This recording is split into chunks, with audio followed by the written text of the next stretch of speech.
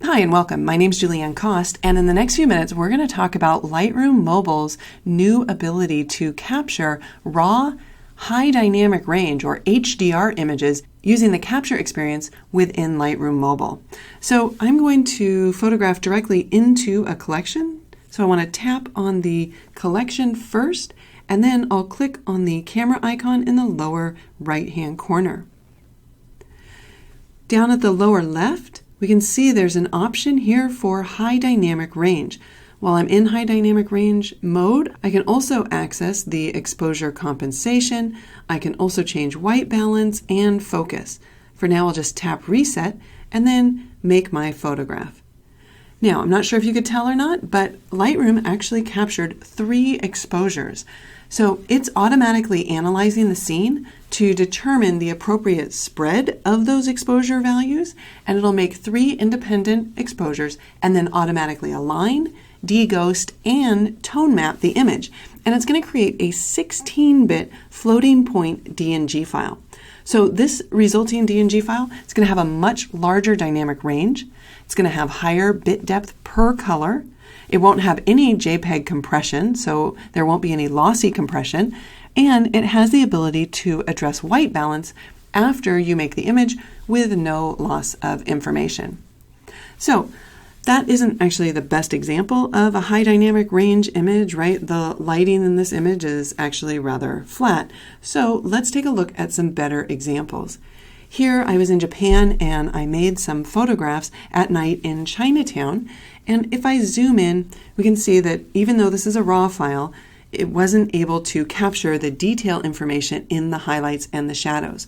Whereas if we move to the HDR image, we can see that it did. Again, in this next example, here we can't see the detail in the signs in just the single exposure raw file, but moving to the HDR image, we can see a lot more detail.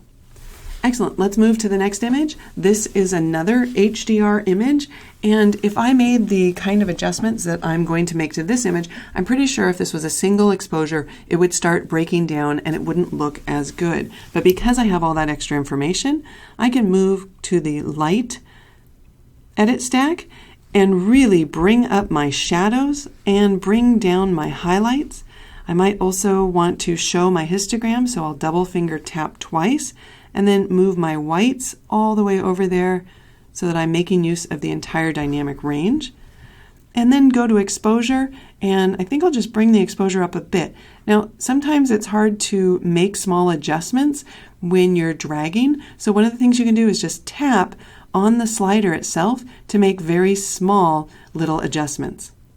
All right, I'll move to the effects edit stack. I want to add a little bit of dehaze here and perhaps a little bit of clarity. I think dehaze was a little much, so let's back off on that.